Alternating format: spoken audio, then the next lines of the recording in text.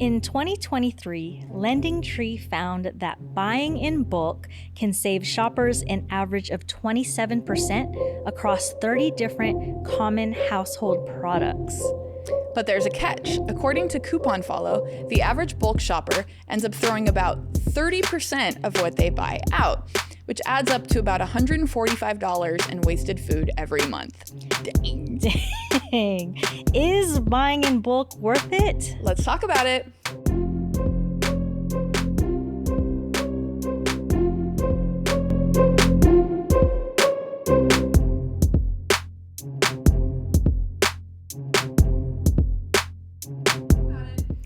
Welcome to NetNet with Lizzy and Lissa, where we analyze hidden costs and empower you to make your own damn decisions in life.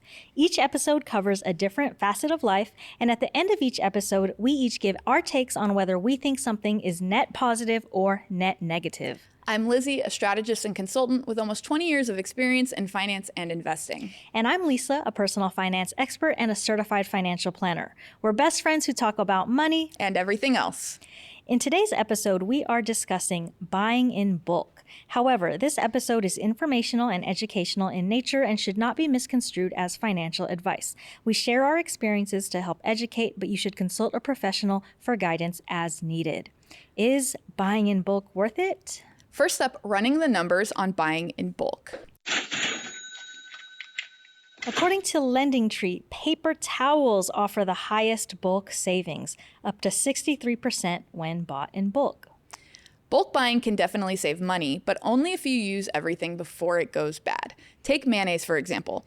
You might save 29%, but most people won't finish a 64-ounce jar before it expires in about 3 months. No way. 3 months.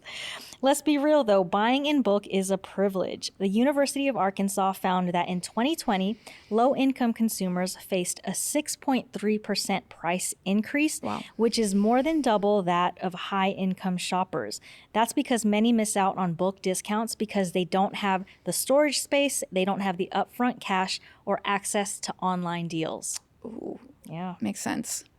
Even when people do buy in bulk, food waste is a huge issue. According to Recycle Track Systems, the U.S. throws away about 120 billion pounds of food each year. That's nearly 40% of our food supply, or 325 pounds per person. Damn. Most of it ends up in landfills, costing us around $218 billion annually. That's wild. Well, we know there's more to life than numbers and statistics, so let's talk about it. Is buying in bulk worth it? That's basically buying a bunch of things, a bunch of the same item at once to get a deal on it. You know, it's funny. When I think about buying in bulk, I think about going to Costco or like some large kind of superstore. But the examples that you brought here made me think of some smaller items that I am more likely to buy the larger package of. Yeah. And I guess technically that's, still buying in bulk. It's just not the way I associate it. Yeah. Well, this is the props. So the props that I brought for this episode, 3 of them are an example of things that I currently buy in bulk. These are premium cotton rounds, which I use for so many things, like taking off makeup, putting on like products to my face, cleaning, random. Gillette Venus replacement razor heads, because I have like I buy those in bulk too. They sell you the handle and you can replace the blades, and then my toothbrush, my electric toothbrush replacement head.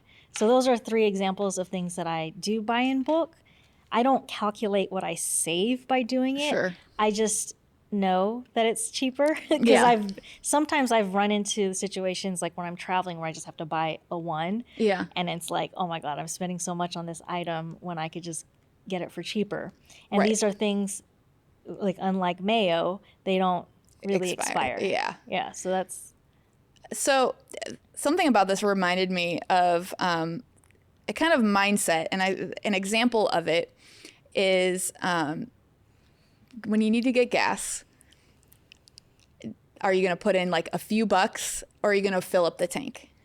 And sometimes that's like you only have a few bucks. But I, at a certain point when I was younger, like made that shift of I'm going to spend it anyway. So if I have it, I'm going to spend it. I might as well just spend it now and, you know, save myself the time.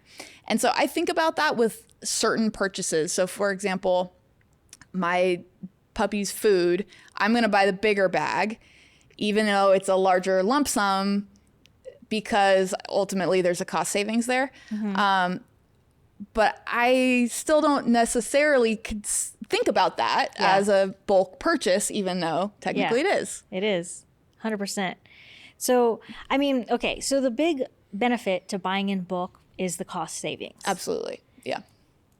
In terms of the costs, obviously the upfront money that you're spending. Upfront costs, so that can be cash flow issues. And storage space. Storage space. I think are the two biggest things I can think and of. Waste. You know, whether or not you actually end up using it all. And so for that reason, it might make more sense to buy in bulk for non-consumable items, you know, like not food items. I guess this is technically food, but thinking of my example of dog food, I was trying a new food once and I bought the big bag and then it made him sick. And I'm like, damn it. Yeah. So, you know, there are just some considerations around that. So now that I'm thinking about it, there are some food items that we do buy in bulk. Okay. Like at Costco. And the reason being, these are staples that have a longer than normal shelf life, like longer than mayo. Yeah. We got to come back to that 3-month mayo shelf life, but longer shelf life, and they're items we use regularly. So, for example, pasta noodles, olive oil, oatmeal, grains, things like that we use on a regular basis in our household. It just makes sense to buy the bigger one because we're going to use it. It's not going to go bad. We're not going to throw it away. So another benefit that it's not just the cost savings, it's the time or energy savings of not having to buy it again or not having the experience as frequently of running out. Yeah. Right? Like, okay, we're out of this again. You either have a replacement or you just have like a bigger quantity in the first place, so you don't have to experience that. Okay, I have a couple of weird costs to buying in bulk that I just thought of. Okay, one, this is something I noticed myself doing throughout my adulthood, and I think I know where it comes from, but buying stuff in bulk, right? Like buying a bunch of these cotton rounds because it's way cheaper to do so, and these will last me for like 3 years. Like I only have to buy it once at Costco, and then now it's going to last me for 3 years. A couple of things can happen in that 3 years that actually take away from my cost savings to begin with. Okay. So there have been times where I've lost the things that I've bought in bulk. Like I don't know where they go. Yep. There are other times that I end up giving them away because I'm just like, you know. Oh, I've got them. Right? Yeah. A friend or a family member is like, oh, I ran out of these. Oh, I have a whole pack. Take it. Right? So I'm now definitely done giving them away.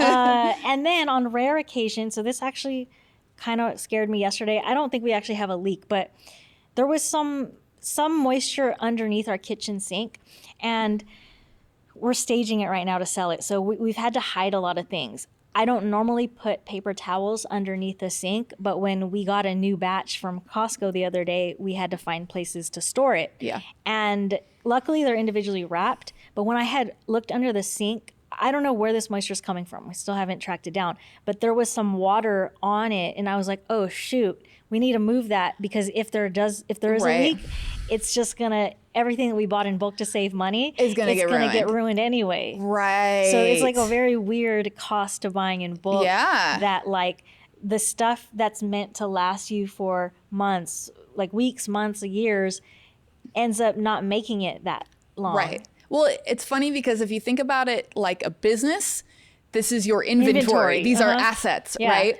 And you can lose your assets, right? They're part of your overall worth, you know, or like deferred spending, right? Like, so you bought it now, so you don't have to buy it later. Yeah. And if something happens to it, that's a loss. You lost those assets. Yeah. That's really funny. Those are great examples to point out because I think that's often overlooked. Yeah, like the cost of buying in bulk. Because if you have the space, like lots of storage space at your home, it almost seems like, why would I not?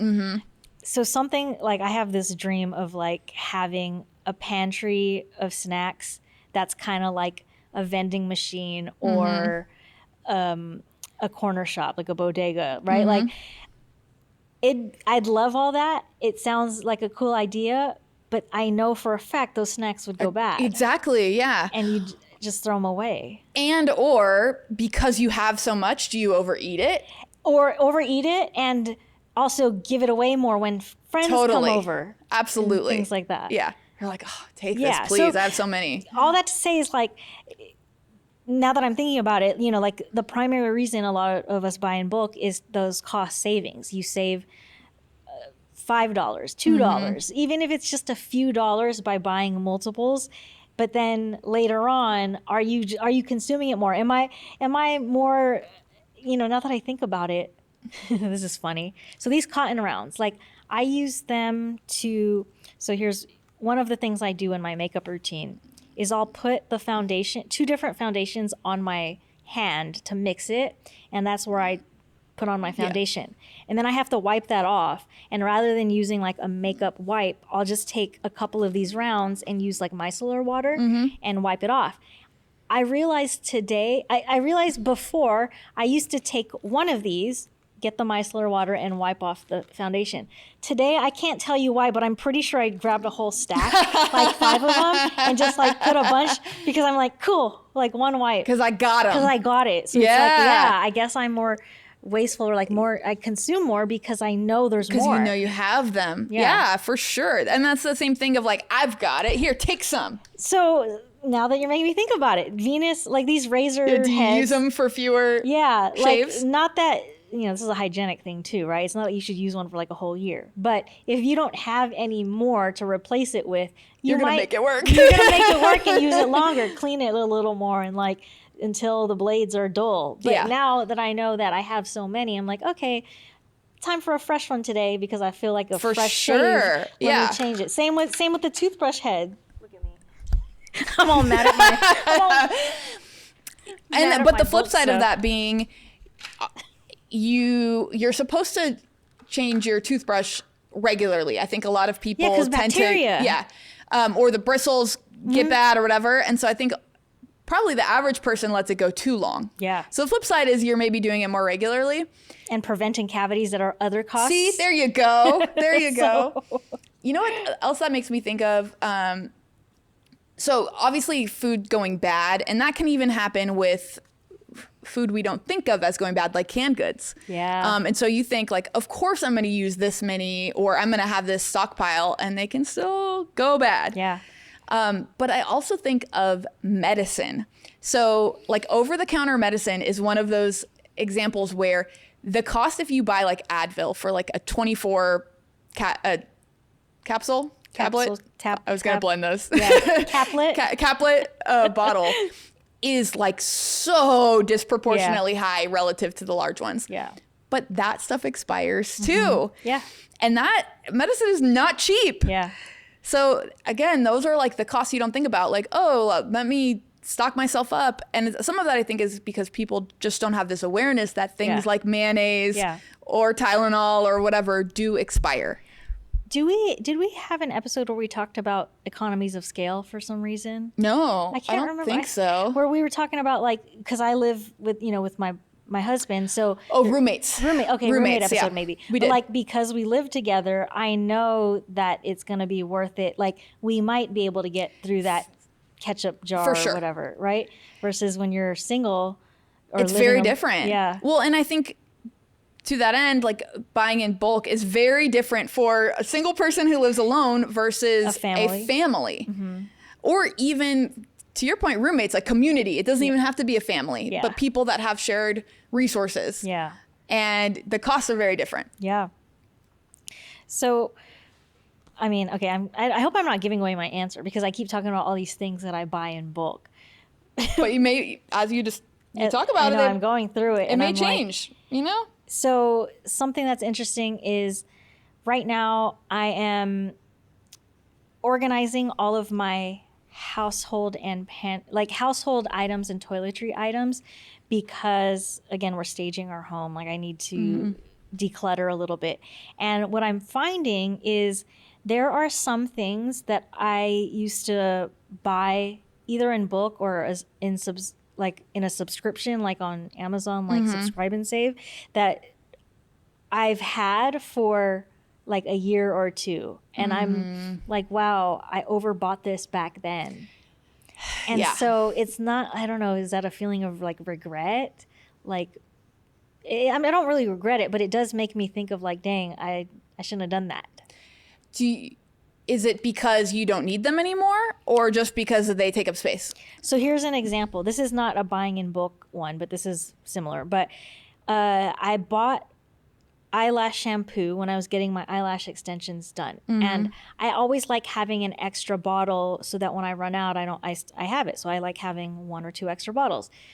There was a couple times I forgot to cancel the subscribe and save order on Amazon. So I had a couple, like 2 or 3 bottles. And then I stopped doing my extensions for a while. And so then they just sat there. You know, I'm hoping they're still good because I'm using them now. Yeah. I don't think they've expired in any way. But it's like they just sat there for a while. And every time I saw them, I'm like, oh, should I keep it or not? Am I ever going to do extensions again? Because if I don't, they're just sitting there and I can just throw them away. Right.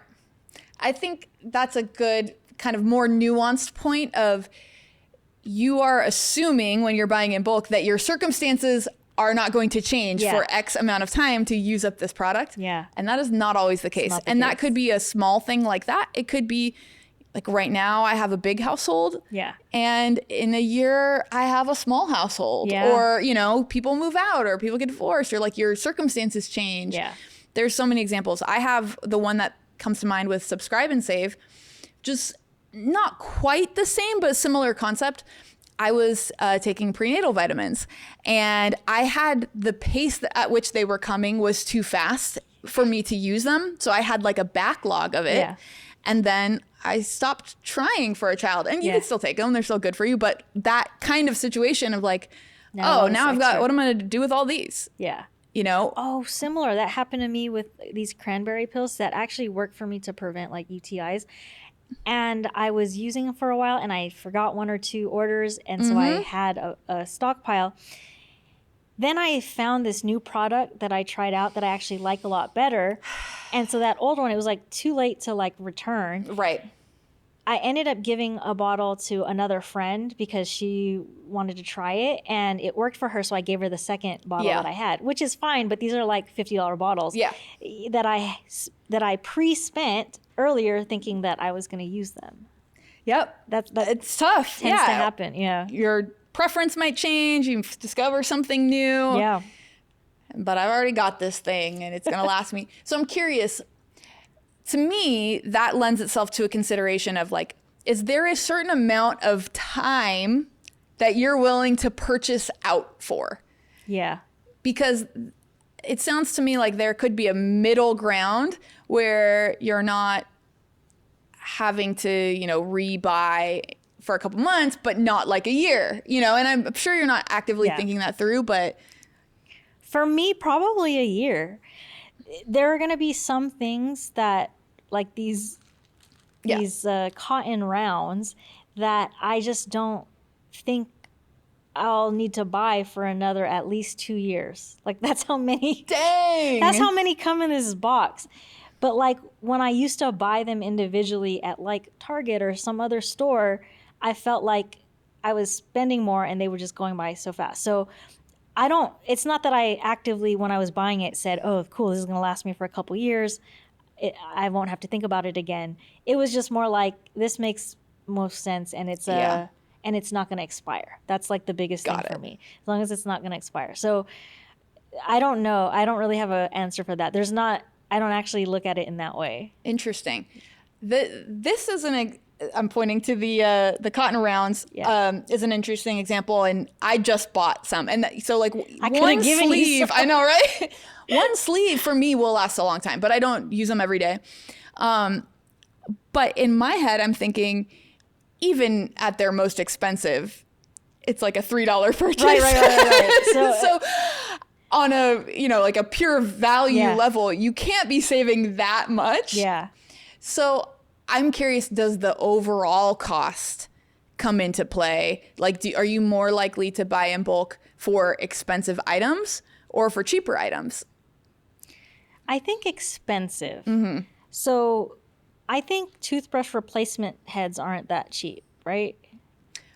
It depends on the brand. That's why I'm hesitating. So yeah, so I use Oral-B right now, but in the past I've used Sonicare, which is another big electronic toothbrush brand, and I remember those heads being so expensive that I'm like, it sucked when I had to go buy them in bulk. Yeah. But it made sense because once I did and put that $100 down or whatever it was, I knew I'd be good for the next year. Yeah. So I think for me, definitely, I can't even say one over the other. Definitely for pricey items, but I think also for small items too. Interesting. Mm-hmm.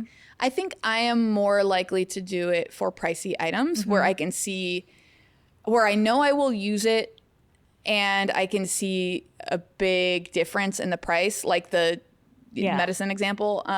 Or I use it for razor blades as well. Shoot, I just had an example and I slipped my mind. Is it another toiletry? I feel like household staples, toiletries to me are my favorite go-to. Because I do. So I used to not buy in bulk because of space. When I was cohabitating, when it would have been nice, we leveraged every inch of space in that apartment. And so even things like toilet paper, we bought like 6 rolls at a time because there just wasn't space for it. Yeah. So now I have so much storage. Oh my God. Thank the gods of my apartment. So yeah, I've got the toilet paper, the paper towels. That's probably like my those two first thought for buying in bulk. That's funny. You used to buy 6 toilet paper rolls at a time. Guess how many that I would buy at a time? How many? 48. Okay. Because I have it on a subscription. Yeah.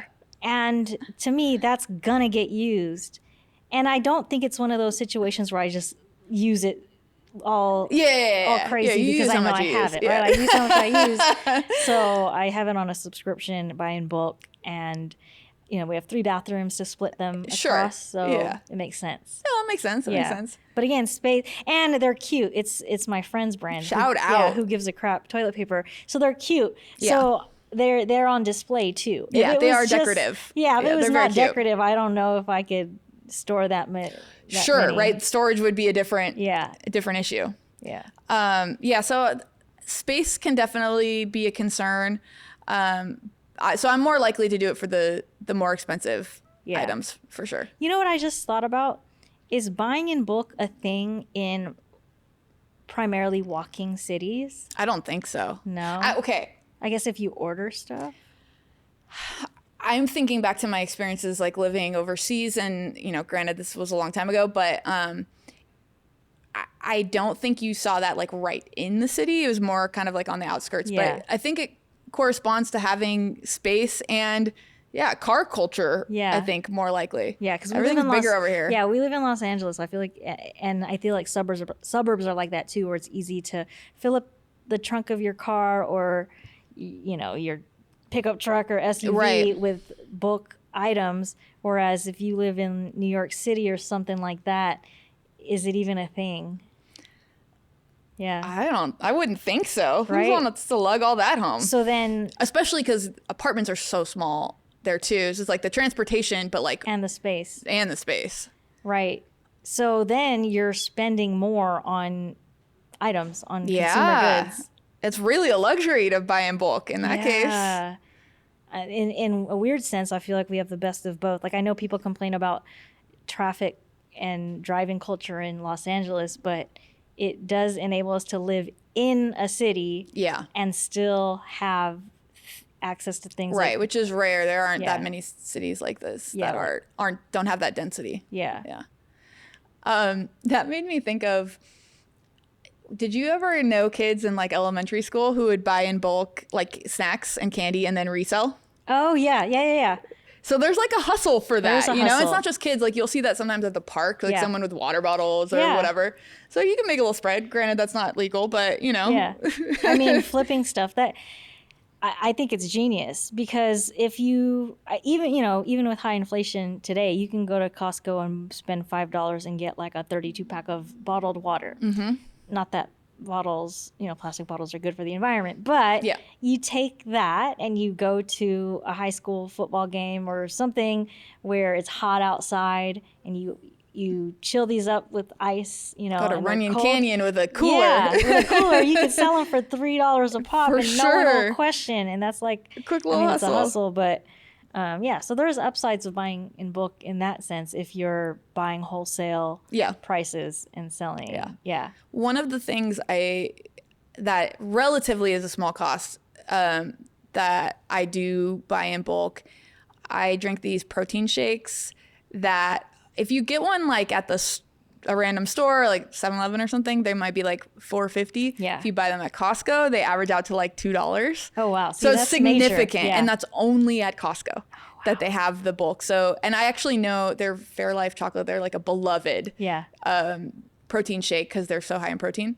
So I know a lot of people that will go to Costco just for that. Oh, wow. I've gone with a few friends because I don't have a membership. Yeah. I've gone with 2 good friends of mine tagged along just to get those. Oh, well, I have a membership in case you Yeah. ever. See, all my people got Yeah. one. So yeah. Well, that's another interesting thing too, because I know that I've always had a Costco membership to buy stuff in bulk. And even there was 2 years ago where I had a Sam's Club membership for a year. Also good place to buy stuff in bulk. You pay for those memberships. So you actually are paying like a membership up front to get the savings, but you got to go there enough and shop enough to recoup. It doesn't take that much, but to Right. recoup what you've paid for this membership. Yeah. And then I also think there is like Costco effect when you're there. You get enticed into buying a whole bunch of stuff you probably don't actually need. Yeah, you normally wouldn't get. Yeah. Or need. Yeah. Or, so the other thing I can think of when I go to Costco with a friend, I will always get beef jerky because it's good and relatively inexpensive compared to, buying in smaller amounts. But then I just devour the beef jerky. Yeah. Yeah.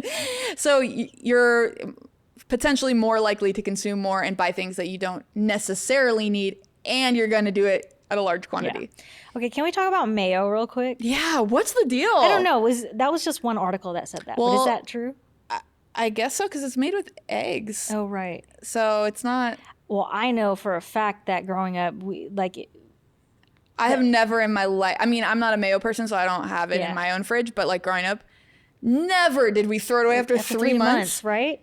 It would Condiments to me, they're everlasting. They're everlasting, at least here in the United States. They're everlasting with whatever they have in them until they have something weird in them. Like they smell weird or they look weird. Yeah, and you see something in there. So this is funny because I don't know how this happens because I'm pretty good at cleaning out the fridge and pantry. I don't like like overly old stuff in there. Yeah, you keep it neat. Yeah, I do keep it neat. However, there are things that somehow make it past their expiration date, but not by a week or a month, by like years. Oh my God. So there was something I threw out of the fridge, I don't know, a bottle of mustard or something the other day that said expired 2023. And I was like, how? Because like we replaced the fridge since then. I've cleaned out the inside. Like, how did that get past me? Unless we bought it and it was like an old one. Oh, could be. I don't know. But it's happened. That's funny. I've had that with just like kind of random things that I don't use often, but I also assume they're going to last. Yeah. One example that I've learned my lesson on is like a jar of salsa. I'm not going to use the whole jar if I'm like using it as like a condiment, not, to eat chips and salsa. I'm not going to use the whole jar, but it will go bad fairly quickly, like within a week. Yeah. And so, I had to learn the hard way with that one. But I've definitely had that where you just overlook it and all of a sudden you're like, how did it get this far? Yeah. So that's one. So I've definitely had stuff I've thrown away. I've contributed to this, how many? 200 billion in food waste? Yeah. Which is unfortunate. And I think that's the tough part to me. Well, one, non-food products, right? The packaging and stuff. Mm-hmm. Does that actually help if you buy stuff in bulk, right? It's less packaging sometimes. depending Oh, yeah, could on be. the item. So Yeah. there's actually some benefits, I guess, to the environment. Yeah. Theoretically, yeah. But for food, I think it's a bigger risk because the food that you're throwing out because of it expiring, like I don't mess with anything that's potentially gonna make my stomach hurt. It's just like Yeah. No, it's Yeah. not worth it. Yeah. Yeah. I have learned, like, even just from the grocery store buying like the bulk chicken, I meal prep most of the time. And so I've learned a lot of lessons of like how much is too much food in terms of ingredients to get for the week, Yeah. or how many meals will I realistically eat that week. And Yeah. I've definitely had to throw some away. And I do find like sometimes when I buy a big pack of chicken, I won't end up using it all. So I'm like kind of learning lessons as I go. Yeah. Like, all right, next time. But do you ever freeze food? Sometimes, which is another opportunity, but I don't love to freeze meat because I find that when I defrost it, it's just Not a the little same. different. Yeah, it is different. It's a little different. So we started buying meat in bulk sometime last year because we want to cook more at home and then don't always have time to run to the grocery store. It's nice to have staples in your pantry and your fridge and freezer. So there was one time last year where we went to Costco, we bought a bunch of meat like chicken and also like steaks and stuff, and we portioned it out. We used, Ziploc bags. Oh, we cool. used portioned it out. We wrote the date on it so we knew when we bought it so Yeah. that we know when it expires theoretically. But then there was one time that, I don't know, we opened the freezer a couple times a week, maybe even once a day, because the dog food is kept in there Okay. and we have to move it to defrost it. And so something fell where one of us didn't close it all the way. And then we lost everything that was in the freezer that we had bought in bulk. Because we're like, this is not safe to eat. Like, Yeah. we don't know how long it's been. Even if it still felt kind of cold, it was just No, like, it's sketchy. So anyway, that was just another example of like what I said about putting paper towels under the sink. Like, Yeah. you Power outage. power outage. Yeah, we had that with the fires here in LA, and our power was out for several days. Yeah. So everything was gone. Yeah. And yeah, if I had just stocked up, I would be pissed. Pissed, right? Yeah. Yeah. So the costs are like that you're paying up front so that you're basically protecting your future money because you're Yeah. paying up front and you're getting some savings out of it. But I think you're taking on a lot of risk. Yeah, which I think people don't think With about. having it in your possession now. Yeah. Interesting. That's a good way to put it. It's making me rethink some of my purchases. Oh, huh. Where do you think you're going to land? I don't know. Whew. Is it about that time? Is it? Yeah, 20 cents? 20 cents. Yeah. 20 cents is the segment of the show where both Lizzy and myself, Lissa, each get 60 seconds to give our 2 cents on today's topic, whether it's a net positive or a net negative for buying in bulk. Where does 20 cents come from? Y'all get the opinion of 2 dimes. I think I know where I'm going, but I have no idea which way Really? you're gonna go. Okay. Mhm. So you're up first. 60 seconds on the clock. At this moment in time in your life, is buying in bulk worth it? All right. I always want to give a middle ground.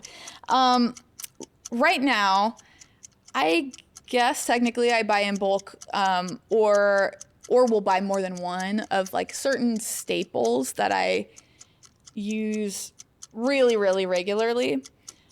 But it's not my general approach, and I almost never go to like a kind of superstore where you're going to get a large amount of items. So I think for that reason, I'm going to say net negative. There's exceptions, but I'm not really approaching it of like, let's save money by buying in bulk. It's not my MO. Interesting. Does that make sense? Yeah, it Yeah. does. Okay. I didn't know you were going to go that way. All right. Yeah. All right. What about you, Lise? Oh, this is tough because obviously I gave you all the examples of stuff that I do buy in bulk. Oh, man, this is tough. It's tough, right? I like the idea of saving some money from buying in bulk. Now that I've been reflecting more, I do think that I have way more than enough examples that show me that I've also lost lots of money buying in bulk. Yeah. So it's making me rethink that, like, what am I really getting out of it? That said, I think I'm gonna go ahead and say net positive. The primary reason being that buying in bulk not only saves me a little bit of money here and there, but it definitely saves me time. Yeah. Because I'm going to the store less. We're only going to the store to buy, more perishable things. But like any household staple, any toiletry, anything that doesn't expire anytime soon, I think if there's a cost savings and I have the space for it, I don't see a huge downside except for those rare edge cases. Yeah, I got you. Interesting. I didn't know we'd go I know. split on this one. Well, this is what we think at this moment in time. Liz is a net negative, and I'm a net positive for buying in bulk right now. Right now. That'll change as soon as you have a family, Right? as soon as you have something. But no one can make that decision but you. What do you think? Is buying in bulk worth it?